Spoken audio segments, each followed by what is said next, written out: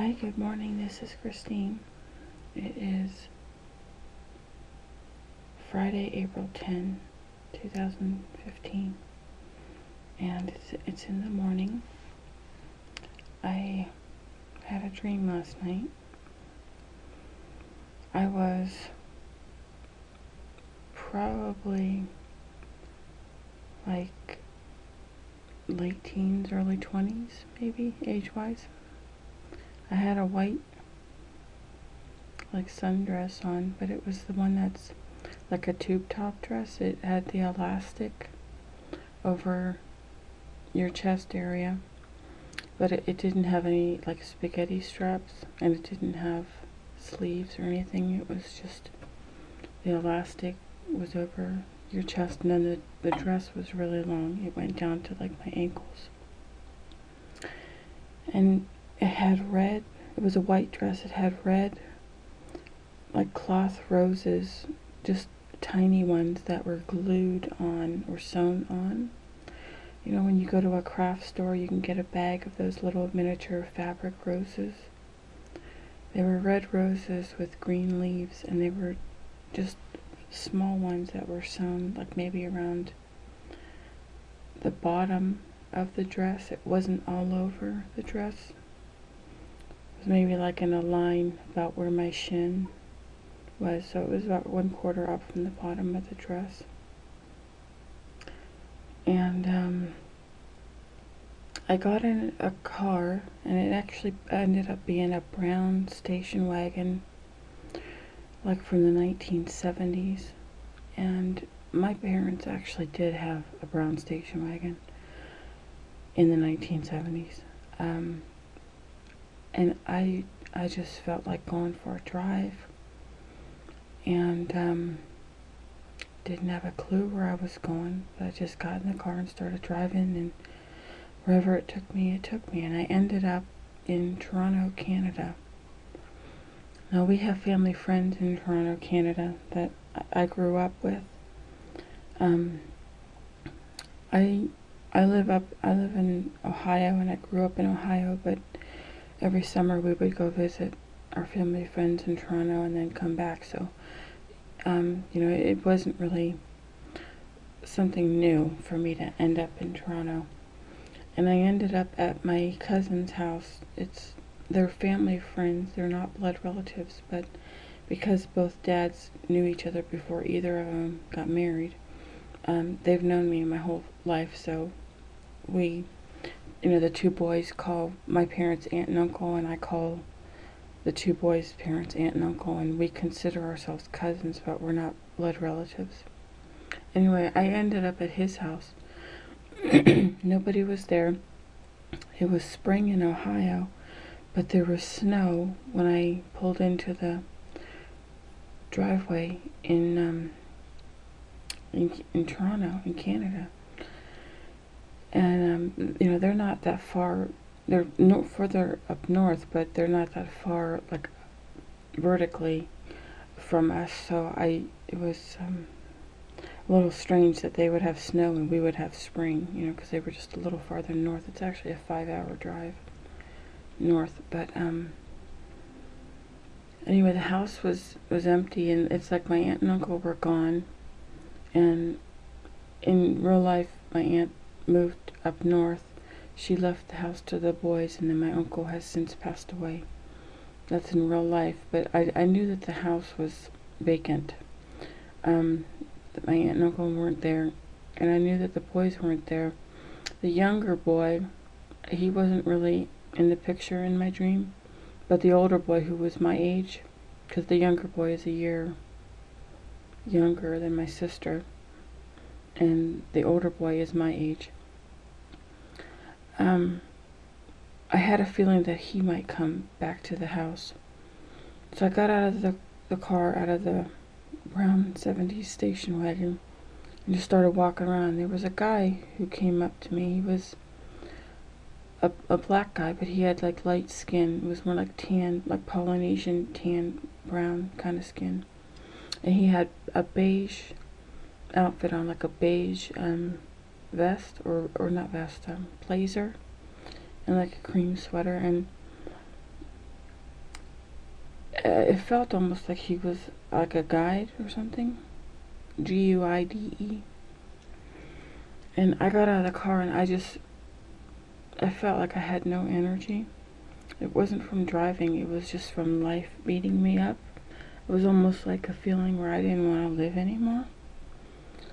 And I got out and he was walking with me, but we never said anything. It was like he was there and I knew he was there, but we didn't have any conversations or talk. He was more just there and I kind of watching me and following me.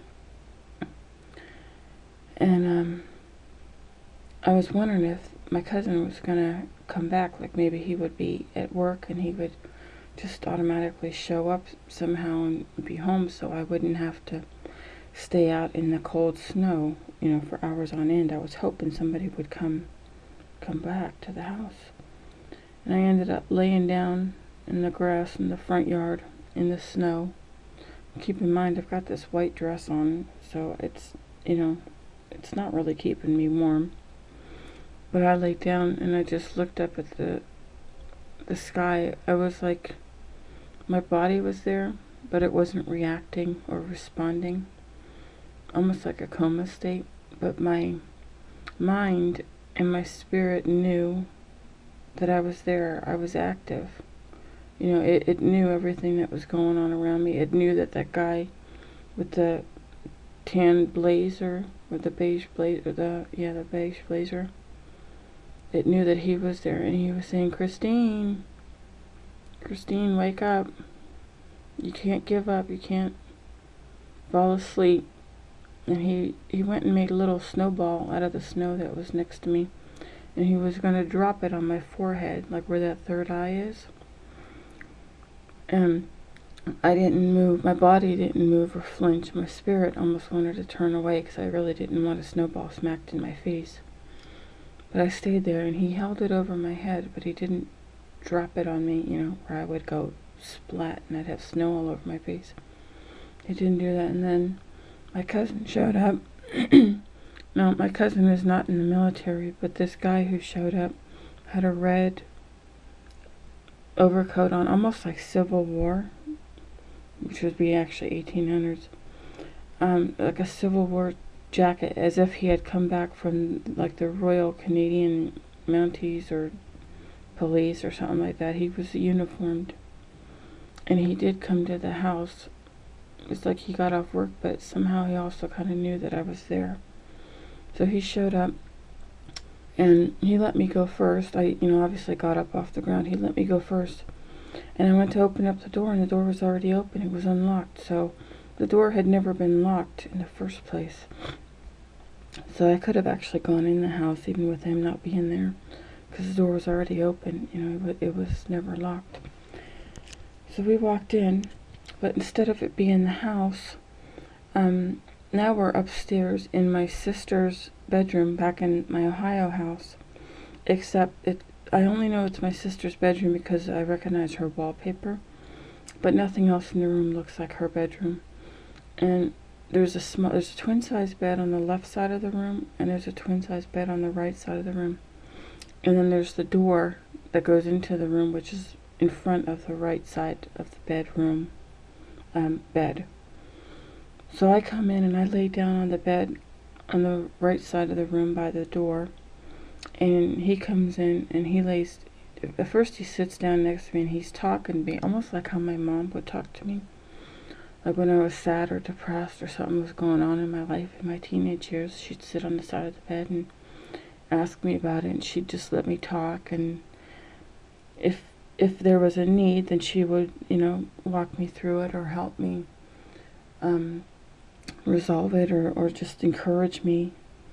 But that's kind of what he did. He just sat there on the side of the bed and he let me talk. And, and I was telling him how I just really didn't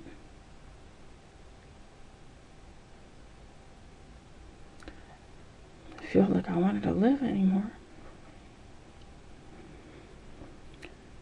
And I laid down on the bed, and then he went over and laid down on his bed on the other side of the room. But a part of him felt like he really didn't want to be in that bed across from me.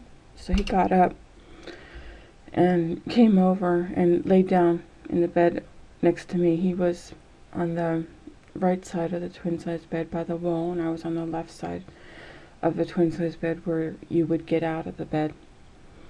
And he just laid there. He just laid there with me and kind of talked to me and comforted me. Mainly it was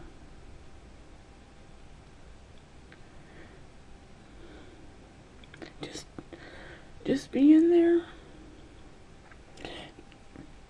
Now keep in mind, these people are just friends. None of this ever happened in real life.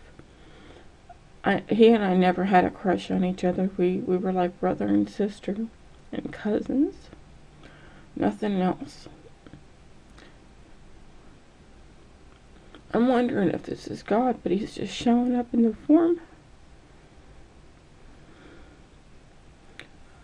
of people from my past.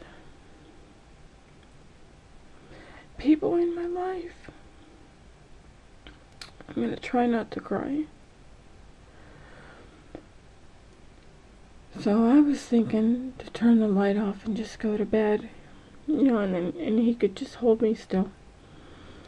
But instead of doing that, we ended up at some kind of bowling alley. And granted, when I was younger, I used to bowl. I was on a bowling league. Now, there were two girls who showed up with me, and one of them was named Michelle, and she was a friend that I had in elementary school and junior high. We parted ways in high school. And there was a girl, Stephanie, who actually I met in high school, but I didn't really know her. But I ran into her recently, and we ended up finding out that we actually clicked as friends. So now, even though we were not friends in high school, she and I, this is in real life, she and I have become friends now. Even though we didn't hang out in high school, but, you know, we just ran into each other recently in present day and became friends. So both of them showed up in my dream, which I don't know why they would be in Canada, because neither of them have ever been there.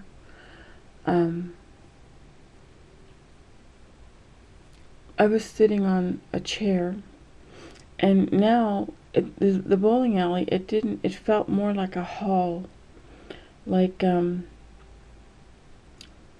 don't know, 15, 1600s, 1700s. It wasn't, there was no bowling pins, no bowling alleys, no bowling noise, no bowling balls, no other people there. It was just the four of us. But it was almost like this big cathedral castle type of building, like you would see over in England or Europe or something like that. And I was sitting in this chair, and it was like I don't know, chairs like you would see in the, again, 15, 16, 1700s. It was like a high back wood chair, and it had cloth, you know, with a cushion underneath it, cloth over the cushion on the seat. And I was sitting in it, and I still had my white dress on with my red flowers. You know, a few red flowers along the bottom of the dress.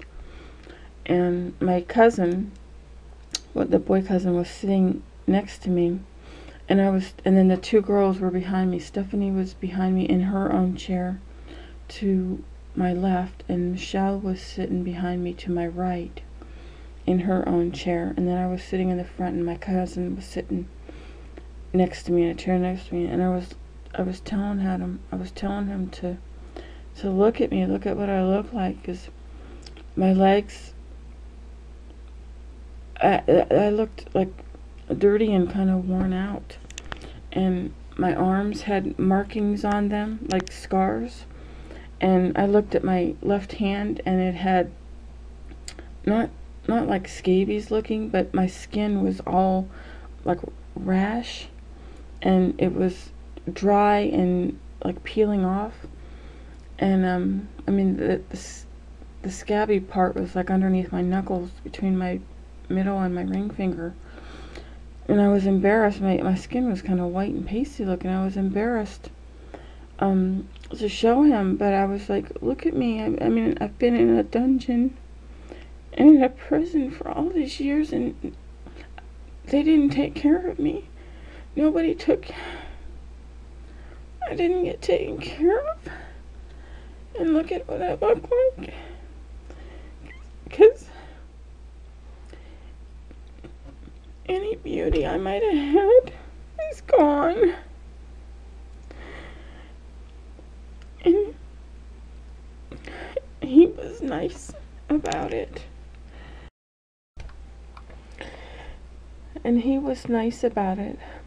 I had to stop the video and cry and blow my nose. Sorry, guys.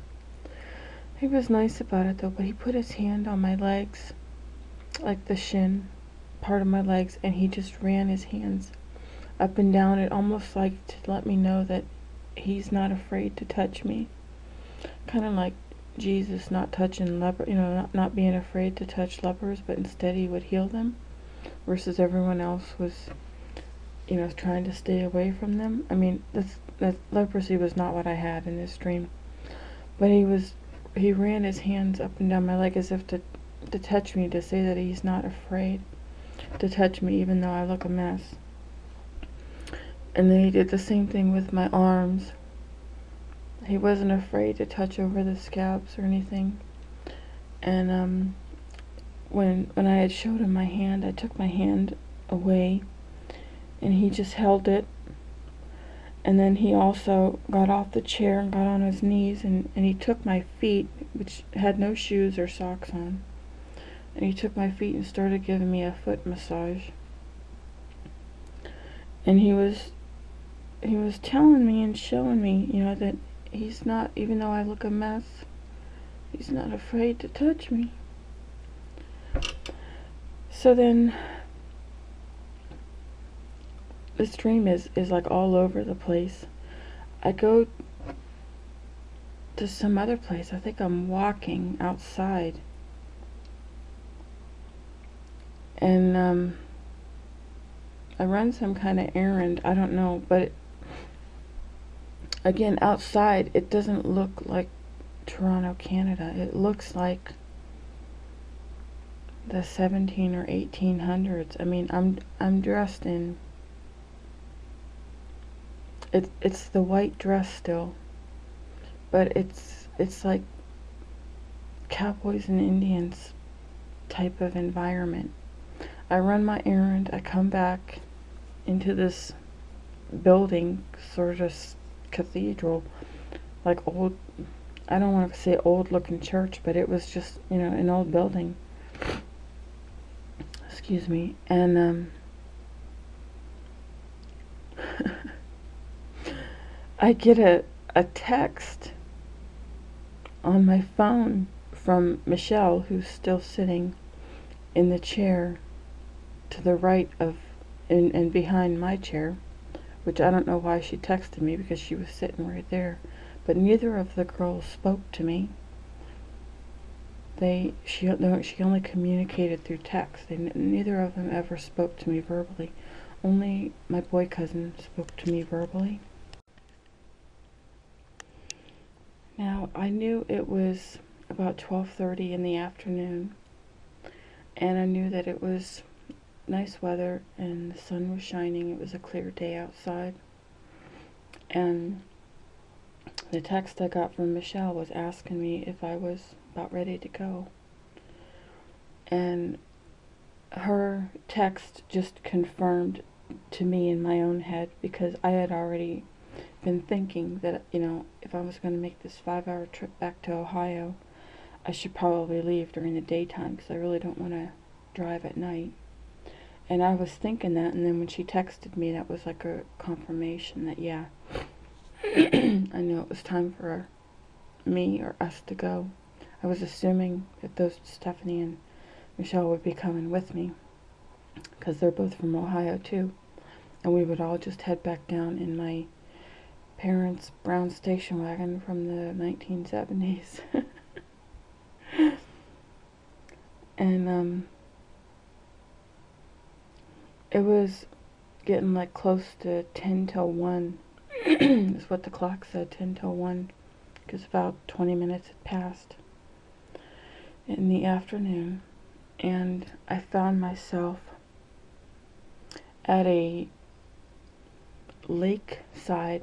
It wasn't a beach, but there was sand, and the lake was dark, like black water, like a dark lake. It wasn't a blue see-through beach, tropical beach kind of water. It was a dark lake, something that you might see in Montana or Colorado, somewhere up north with the mountains, but it was dark water. You couldn't see through it.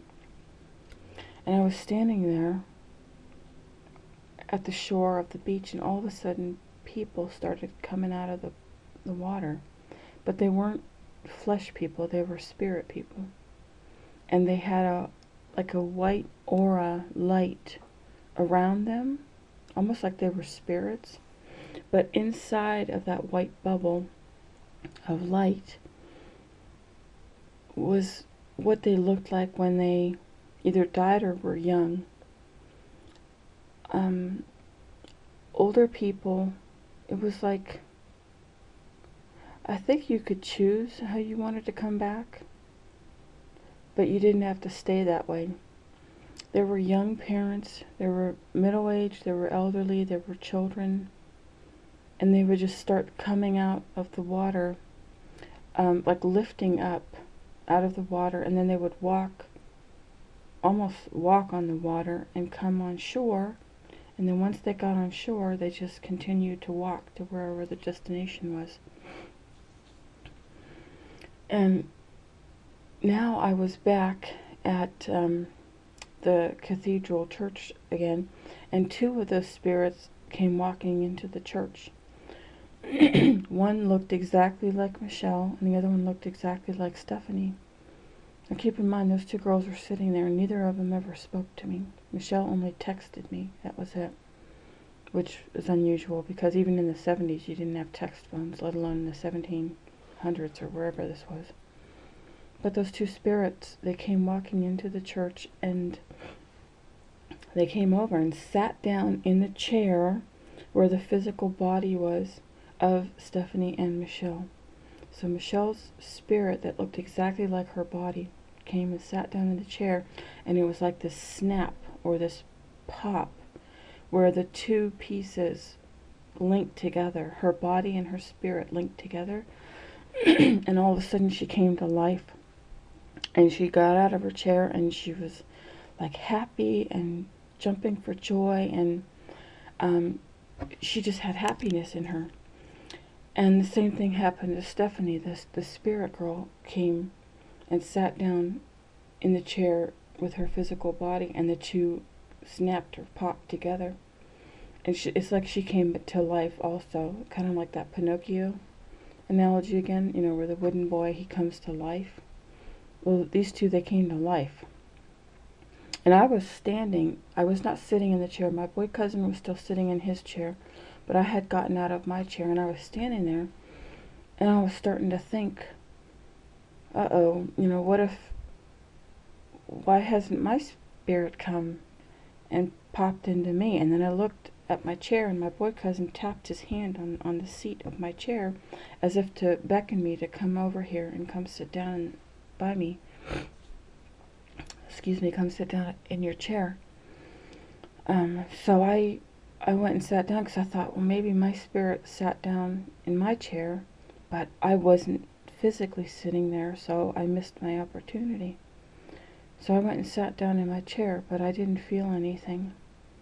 And nothing popped and nothing snapped into place for me. So I was starting to think, uh-oh, you know, my spirit didn't come back to me. And then a thought came to me, no, it's because you're still in the abyss. Maybe my spirit was still in the abyss. So then I was back at the shore of this dark lake again. And I realized that that dark lake was the abyss. It was the bottomless pit. The water, and that's where souls were being held. And the ones that were coming up out of the water, they were resurrecting. Their spirits were coming, resurrecting. Now, out of all the spirits that were coming up, because they were coming up at different times, as they were coming up, if they had a body on this physical earth to go back into, meaning you were still alive and walking around on this earth, then they could, the spirit that resurrected could come back into your physical body, and you would just continue living your life. But like Stephanie and Michelle, you would come to life. You wouldn't be kind of this blah person, with no life in you. And then other spirits who came up, came up out of the water, who did not have a body to go back to, because maybe they were born in the 1500s, 1600s, 1700s, 1200s, or even before or after, but they didn't have a body because their physical flesh body had already died and was buried on this earth. For those spirits who did not have a physical body to come back into, they just shot up into heaven, and they went back to Source Creator, or the divine, whatever you want to call him. But they did not have a body to come back into, so they just went home. And then there were still spirits underneath the water. I didn't see them, I didn't know about them, but I just had a feeling like not everybody had come out of the water yet. And then I realized that the lake was actually the abyss, and it's where everybody's being held if you don't resurrect, or it's like where all of mankind from time has been trapped in there, in the darkness, in the dark water. And I was now hovering over the water, and it was more like a ocean rather than a lake, because there was no shore around it. And I started seeing this like whirlpool, hurricane type of storm starting to swirl in the water. And I realized that it was a fight going on, that the water was the abyss that was trying to hold the people in the water. It didn't want to let it go. And then the storm was actually the beast. And I know this doesn't match scripturally, and when we think of beast, we think of mankind in his wild animal state, not tame state.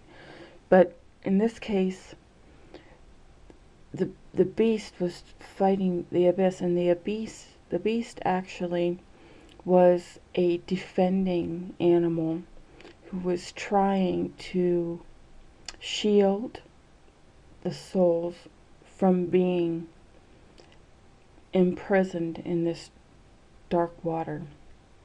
So the abyss was fighting to keep the souls in the water, and the beast was there to fight the abyss to release the souls. He was a defending animal who was not going to back down. He wanted to set the souls free. And because those two were at it, that's what made the whirlpool and the hurricane in the water. And that's how I realized that souls were still down there. That some of them were wanting to come to the surface, but the abyss wanted to keep them underwater. And again, when you get baptized, you go under the water, and unless you resurrect, you stay there. You have to resurrect like Jesus resurrected in order to come out of the water. So souls, I don't know if it was religion or whatever, but souls were under the water and they couldn't resurrect. And the abyss didn't want to let them resurrect. But the defending beast who was fighting it, and that's what was making the whirlpool and the hurricane, he was wanting to set them free.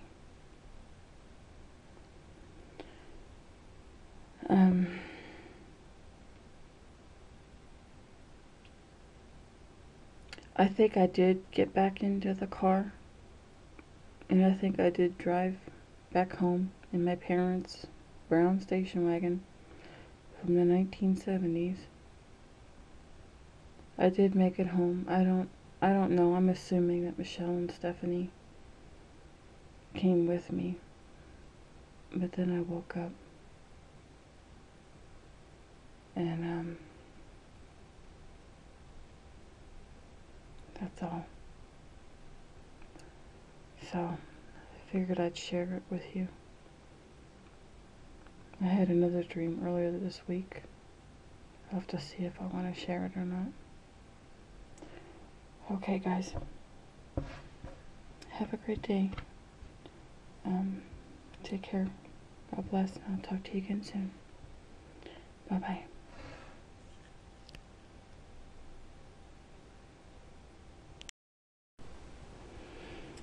Hi guys, I just want to share one last thing.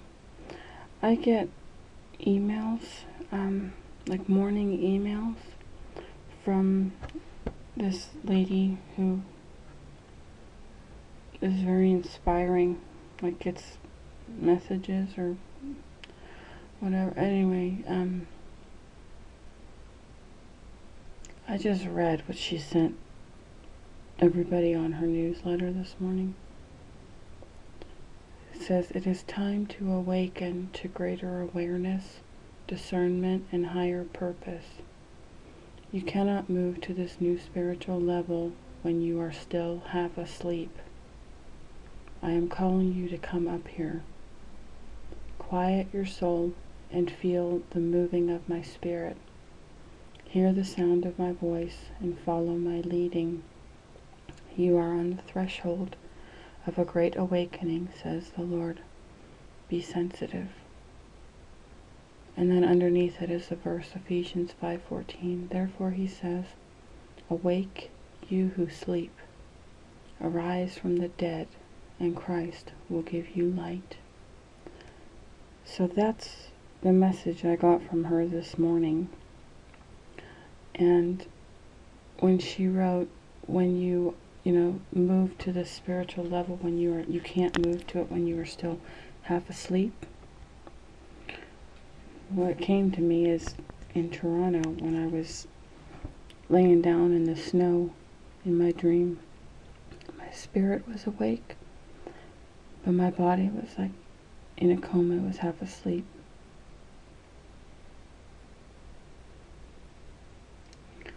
So I just thought it was interesting that she would send us that message today after I had that dream. Apparently I still have some waking up to do. I don't know. I'm not going to try to figure it out, because I know God is just going to run his course through my life regardless. And that's what I want. It's just for his will to be done. So, okay, just wanted to share that. Thank you. Have a great day. Bye-bye.